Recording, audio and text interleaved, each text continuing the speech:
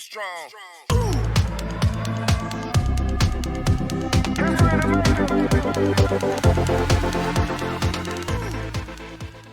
Okay, welcome back first years MLT students. Last 2 క్లాసెస్లో మనం start చేసిన లెసన్ చూస్తే యూరిన్ అనాలసిస్ పూర్తి మూత్ర పరీక్ష. అయితే ఈ మూత్ర పరీక్షలో లాస్ట్ క్లాస్లో మనం ఏం చెప్పామంటే మూత్రం యొక్క భౌతిక పరీక్షలు తెలుసుకుందాం, ప్లస్ తర్వాత ఎక్కువగా విడుదలవుతా ఏమవుతుంది, తక్కువగా విడుదలవుతా ఏమవుతుంది, పాల వల్ల విడుదలవుతా ఏమవుతుంది అనే విషయాన్ని మనం తెలుసుకున్నాం. ఓకే, లాస్ట్ క్లాస్లో వచ్చేసి హెస్ పరీక్ష తర్వాత పొచెట్స్ పరీక్ష గురించి కూడా తెలుసుకున్నాం. ఓకే, ఈరోజు మూత్రంలో చక్కెరలను గుర్తించుట, షుగర్ పర్సెంటేజ్ అంటే షుగర్ని గుర్తించుట, ముఖ్యంలో మూత్రంలో చక్కెరని గుర్తించుట. ఓకే, దానికి ఎలాంటి పరీక్షలు నిర్వహిస్తారు, అయితే ఆ పరీక్ష నిర్వహించేటప్పుడు దాన్ని అంటే ఫలితాన్ని ఏ విధంగా నిర్ధారిస్తారు, ఓకే ఆ పరీక్షల పేర్లు ఏంటి. ఓకే, ఇక్కడ చూడండి, మనము ఈరోజు క్లాస్లో డిస్కస్ చేసుకుంటున్నాం. ఫస్ట్ చక్కెర ఉనికిని తెలియజేయటకు ఫస్ట్ షార్ట్ క్వశ్చన్ అడగవచ్చు. ఓకే, మూత్రంలో చక్కెర ఉనికిని తెలియజేయుటకు నీవు నిర్వహించు పరీక్షల పేరు తెలుపుము. క్వశ్చన్ పెద్దగా ఉంది. మూత్రంలో ఓకే చక్కెరల ఉనికిని తెలియజేయుటకు నీవు నిర్వహించు పరీక్షల పేరు తెలుపుము అని చెప్పేసి అడగచ్చు సింపుల్గా. ఓకే, ఆన్సర్లో కూడా క్వశ్చన్ లాగానే మూత్రంలో చక్కెరని గుర్తించుటకు ఈ క్రింది పరీక్షలు నిర్వహించెదరు. ఫస్ట్ వన్ బెండిక్స్ పరీక్ష, ఫెల్లింగ్స్ పరీక్ష. ఈ రెండు పరీక్షల పేరు రాస్తే చాలు. Maybe short question అడగొచ్చేమో.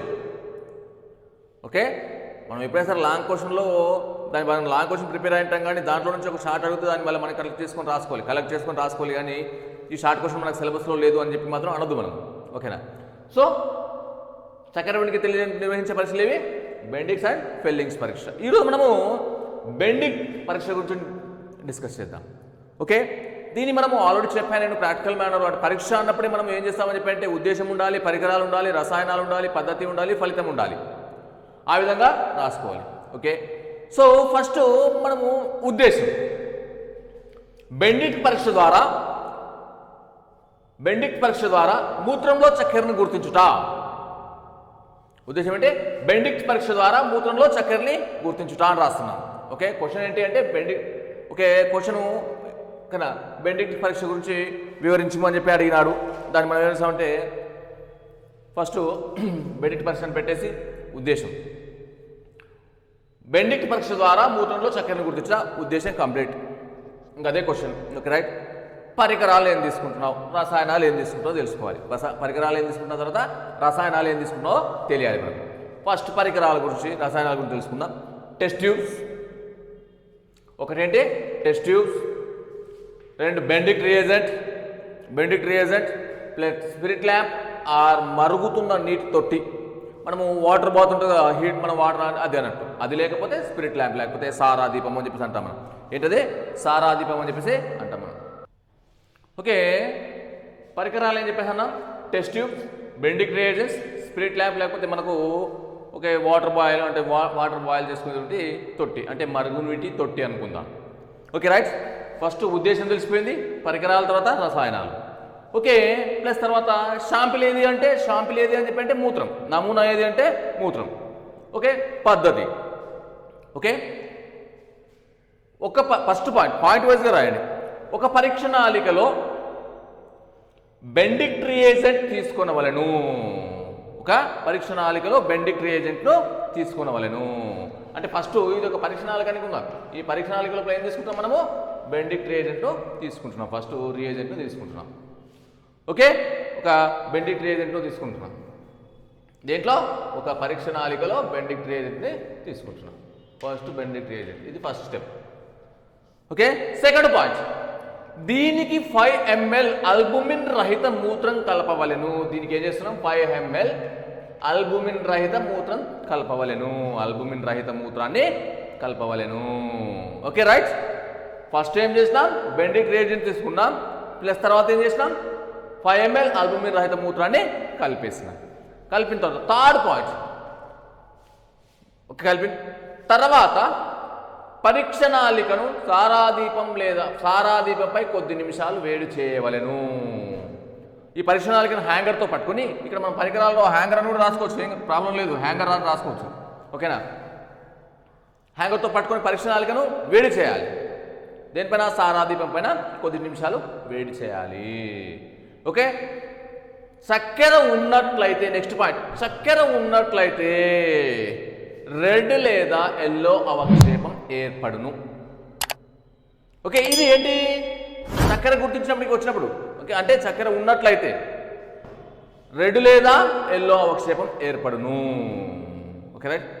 ఫలితాన్ని ఇక్కడ చూడండి, నెగిటివ్ అని ఎలా గుర్తిస్తాం, పాజిటివ్ అని ఎలా గుర్తిస్తాం అంటే, ఫస్ట్ ఫలితంలో ఇక్కడ రెడ్ కలర్ లేదా ఎల్లో కలర్ ఏర్పడితే ఉంది అని చెప్పాను చక్కెర. ఇక్కడ చూడండి, ఏ విధమైన మార్పు లేకుంటే దాన్ని నెగటివ్గా గుర్తించి తిని, నెగిటివ్గా గుర్తించింది.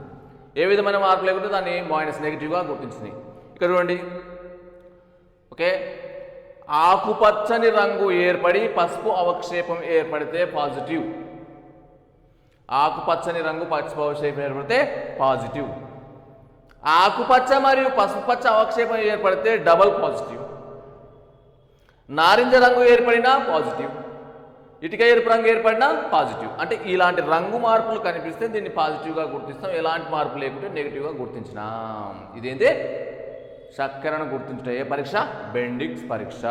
ఏం చేసాం? సింపుల్గా ఉద్దేశం, బెండిక్ట్ పరీక్ష ద్వారా మూత్రంలో చక్కెరను గుర్తిస్తున్నాం. పరికరాలు వచ్చేసి టెస్ట్ ట్యూబ్ తీసుకున్నాం, బెండిక్ట్ రియేజెంట్ తీసుకున్నాం, స్పిరిట్ ల్యాంప్ తీసుకున్నాం, హ్యాంగర్ తీసుకున్నాం, ప్లస్ తర్వాత పద్ధతి ఒక పరీక్ష నాళికలో ఫస్ట్ ఏం తీసుకుంటున్నాం?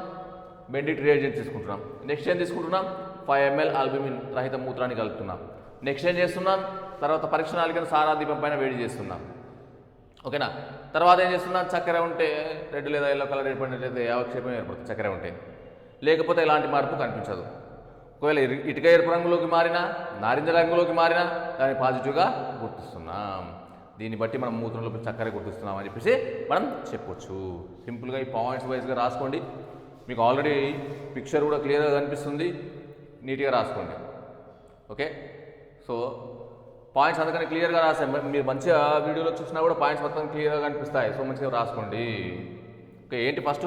ఇది బెండిక్ట్ రియేజెంట్ తీసుకోవడం, 5 ml మూత్రం, ఆల్బుమిన్ రహిత మూత్రం తీసుకోవడం, వేడి చేయడం, గుర్తించడం. ఈ ఫలితాల లోపల ఏ విధమైన మార్కులు లేకుంటే నెగిటివ్ అని రాయండి. రెడ్ లేదా ఎల్లో కలర్ వస్తే మనం పాజిటివ్ అని రాయండి. మళ్ళీ నారింజ రంగు ఏర్పడినా, ఇటుక ఎరుపు రంగు ఏర్పడినా కూడా పాజిటివ్గా గుర్తిస్తామని చెప్పేసి రాయండి. ఓకే, ఇది మూత్రంలో చక్కెరను గుర్తించేందుకు బెండిక్ట్ పరీక్ష. అండ్ నెక్స్ట్ కంటిన్యూగా మళ్ళీ 2 షార్ట్ క్వశ్చన్స్ రాసుకోండి. ఓకేనా?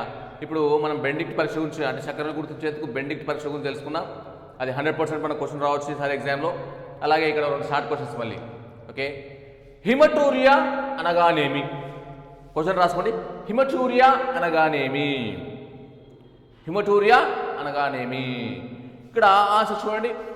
మూత్రంలో ఎర్ర రక్త కణాలు లేదా హిమోగ్లోబిన్ ఉన్నట్లయితే, మూత్రంలో అంటే వ్యాధిగ్రస్త పేషెంటు, ఏదైనా డిసీజ్ ఫేస్ చేసినటువంటి పేషెంటు, అతని మూత్రం రక్తం విడుదల కావచ్చు, ఎర్ర రక్త కణాలు లాస్ కావచ్చు, లేకపోతే హిమోగ్లోబిన్ లాస్ అయితే దాన్ని హిమటూరియా అని చెప్పి అంటారు. రాసుకునే కూడా ఆన్సర్లో మూత్రంలో ఎర్ర రక్త కణాలు లేదా హీమోగ్లోబిన్ ఉన్నట్లయితే, మూత్రంలో ఎర్ర రక్త కణాలు లేదా హీమోగ్లోబిన్ ఉన్నట్లయితే ఈ స్థితిని హిమటూరియా అంటారు. హిమటూరియా అంటారు.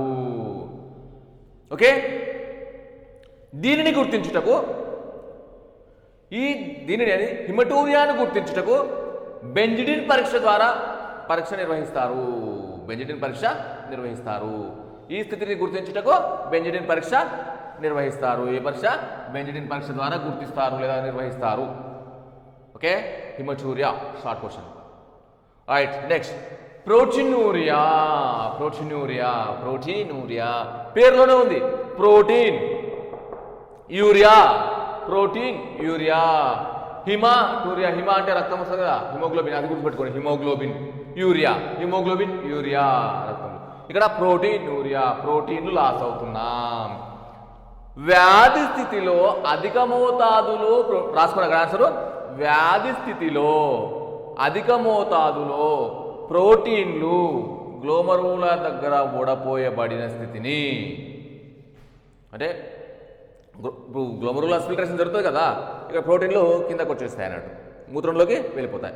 ఉపయోగపడే ప్రోటీన్లు మూత్రంలోకి వెళ్ళిపోతాయి. దీన్ని ఏమంటాం మనం? ప్రోటీన్యూరియా అని చెప్పేసి అంటాం. గ్లోమరులాస్ ఫిల్టరేషన్ తెలుసు కదా, దీంతో మనం ఉడకట్టబడుతున్నప్పుడు ఏమవుతుందంటే ప్రోటీన్లు కూడా మూత్రంలోకి పంపబడతాయి. ఎందుకంటే సరిగ్గా అంటే వ్యాధిగ్రస్త స్థితి కాబట్టి ఈ ప్రోటీన్ లాస్ అవ్వడానికి మనం ఏమంటాం అంటే ప్రోటీన్యూరియా. వ్యాధి స్థితిలో అధిక మోతాదులో ప్రోటీన్లు, వ్యాధి స్థితిలో అధిక మోతాదులో ప్రోటీన్లు గ్లోమరులై వద్ద వడపోయబడి మూత్రంలో వెలువడుటను ప్రోటీన్యూరియా అంటారు. అంటే వ్యాధి స్థితిలో అధిక మోతాదులో ప్రోటీన్లు గ్లోమరులై వద్ద వడపోయబడి మూత్రంలో వెలువడుటను ప్రోటీన్యూరియా అందురు. పేర్లో హిమాటూరియా, హిమోగ్లోబిన్ యూరియా ద్వారా బయటికి వస్తుంది, యూరిన్ ద్వారా. ప్రోటీన్లు యూరిన్ ద్వారా బయటికి వస్తున్నాయి, ప్రోటీన్యూరియా అంటే ప్రోటీన్లు యూరిన్ ద్వారా బయటికి వస్తాయని గుర్తుగా పెట్టుకోండి. ఓకే, ఇది మనకు ఖచ్చితంగా షార్ట్ కోర్సెస్ వచ్చే అవకాశం ఉంది. మీరు 100% నోట్బుక్ ప్రిపేర్ చేసి నాకు మళ్ళీ వాట్సాప్ చేయండి. కాలేజ్ కూడా ఫస్ట్ నుంచి ఓపెన్ అవుతుంది. సో మీరు ఈ హార్డ్ వర్క్ ఖచ్చితంగా చేయండి, మీకు మంచి మార్క్స్ రావాలి అని చెప్పంటే ప్రతిదీ ప్రిపేర్ అవ్వండి, ప్రతి వీడియో చూడండి. ఓకేనా? ప్రతి వీడియో చూసి నాకు నోట్బుక్ రాసి పంపించండి. ఓకేనా? Thank you.